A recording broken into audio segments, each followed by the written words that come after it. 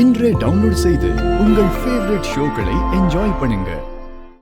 ஸ்ரீ இவள எவ்வளவு தூரம் நம்பினான்னு உங்க எல்லாருக்குமே தெரியும். அவ இந்த விஷயத்தை கேள்விப்பட்டா இவன் நிலைமை என்ன ஆகும்னு யோசிச்சு பாத்தீங்களா? நம்பி கூட்டிட்டு வந்த ஸ்ரீக்கு நம்பிக்கை துரோகம் பண்ணி இவ சதி பண்ணிட்டு இருக்கா. அவளை விட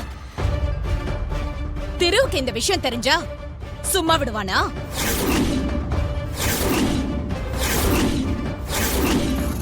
சொல்லுங்க, சும்மா விடுவானா? அத்தை,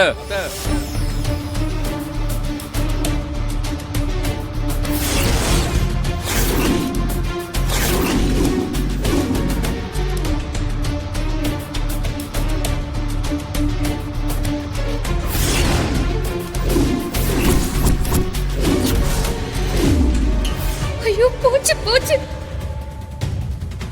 நான் இவ்வளவு நாளும் எது நடக்க கூடாதுன்னு நினைச்சனோ அது நடந்துருச்சு.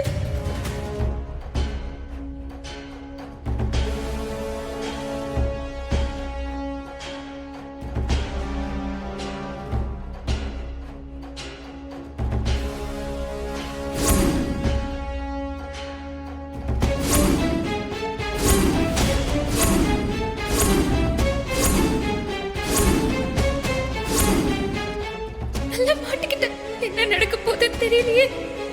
நானே உன்னை கூப்பிடலாம் நினைச்சேன், நீயே வந்துட்ட. நீங்க எல்லாரும் இவள ரொம்ப நல்லவன் நினைச்சிட்டு இருக்கீங்க. ஆனா இவ மனசுல வேற எதையோ வச்சுட்டு தான் இந்த வீட்டுக்குள்ள வந்திருக்கான்னு இப்பதான் தெரியுது. இவ்வளவு நாள் நம்ம எல்லாரையும் நல்லவ மாதிரி நடிச்சு ஏமாத்திருக்கா. திரு, நான் கூட இவள என்னமோ நினைச்சேன். ஆனா இவ அதெல்லாம் ஒண்ணுமே இல்லைன்ற அளவுக்கு எவ்வளவு பெரிய காரியத்தை பண்ணிட்டு அப்பாவி மாதிரி நின்னுட்டு இருக்கா பாத்தியா?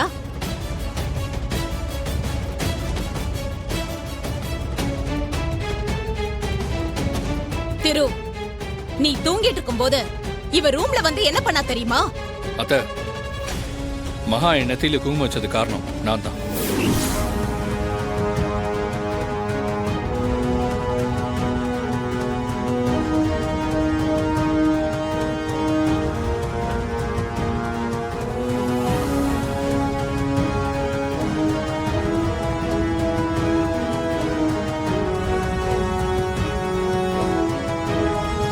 என்ன திரு சொல்ற?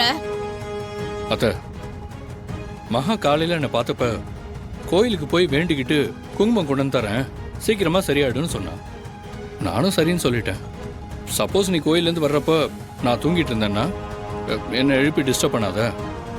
ஏன்னா நான் டேப்லெட் போட்டு படுக்கிறப்ப பாதியிலே எழுந்திரிச்சா ஒரு மாதிரியா இருக்கும், அதனால குங்குமத்தை நீயே வச்சுட்டு போயிடுன்னு சொன்னேன்.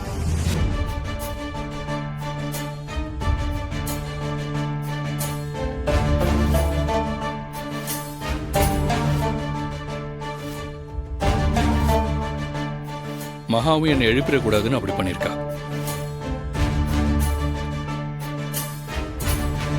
நீங்க அதை பார்த்து தப்பா புரிஞ்சுக்கிட்டீங்கன்னு நினைக்கிறேன். இதான் அதை நடந்துச்சு.